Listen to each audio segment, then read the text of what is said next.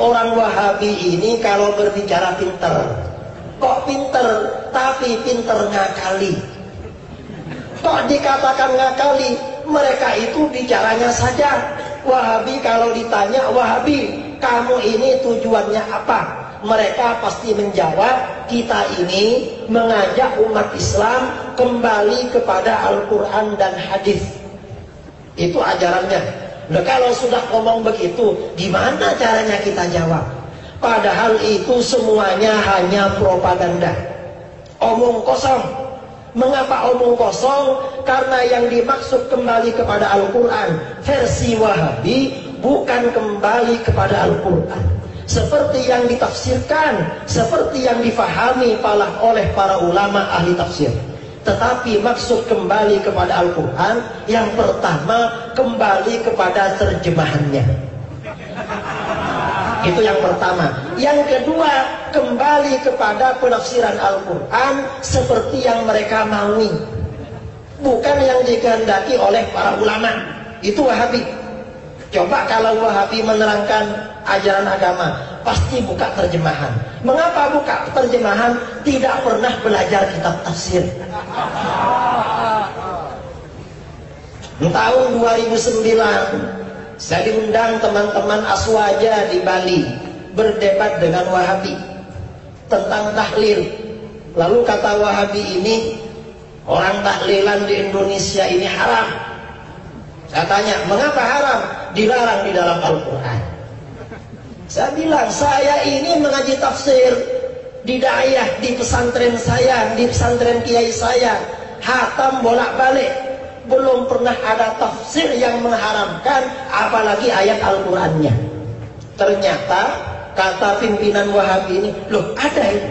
Di mana? Surah Tabarak ayat 2. Allazi khalaqal mauta wal hayata liyabluwakum ayyukum ahsanu amala. Allah yang menciptakan hidup dan mati, menciptakan mati dan hidup untuk menguji kamu siapa di antara kamu yang paling bagus amalnya. Nah, spirit dari ayat ini kita dituntut untuk memperbaiki amal, bukan memperbanyak. Orang yang tahlil maunya banyak-banyak zikir tetapi tidak bagus. Lalu saya bilang, kamu tidak ngerti maksud ayat itu. Mengapa tidak ngerti? Yang menjadi spirit dari ayat ini, kita ini yang paling bagus amalnya. Kebalikan dari bagus itu adalah jelek. Berarti melarang amalan yang jelek, bukan melarang amalan yang banyak. Kalau amal soleh, apalagi zikir, semakin banyak semakin bagus, semakin baik. Di dalam Al-Quran, ya ayyuhalladzina amanu dzkurullah dzikran katsira. Berzikirlah kamu kepada Allah sebanyak-banyaknya, tapi kalau kamu sedikit-dikitnya, jangan sebanyak-banyaknya. Kamu bertentangan dengan Al-Quran. Itu Wahabi. Cuma ngomongnya kembali kepada Al-Quran, tetapi Al-Quran yang disalah tafsirkan. Padahal sabda Rasulullah SAW, man qala fil Quran bira'yih falyatabawwa maq'adahu minan nar.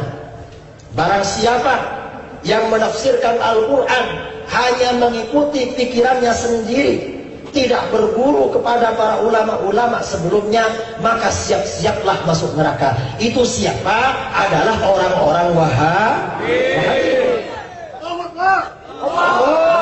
Al-Quran.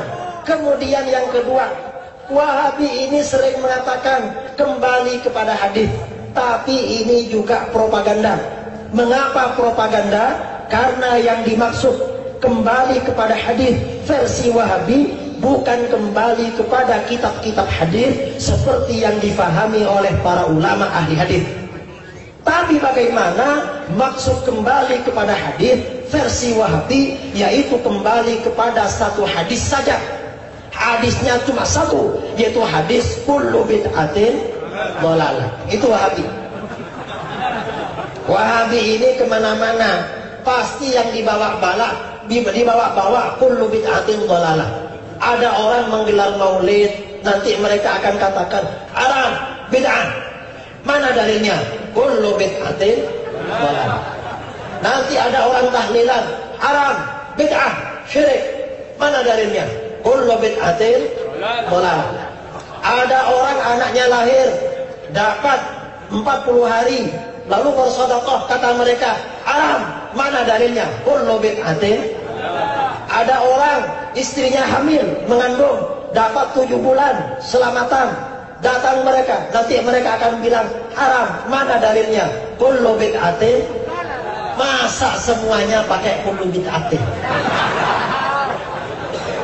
Ngomongnya kembali kepada hadis, tetapi hadisnya cuma tidak ada lagi. Dan itu pun tidak dipahami seperti pemahaman para ulama ahli hadis.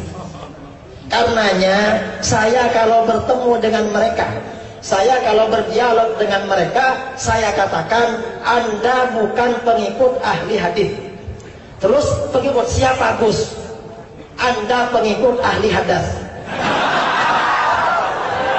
Bukan ahli hadis. Ahli hadis tidak potongan sama sekali. Itulah hadis.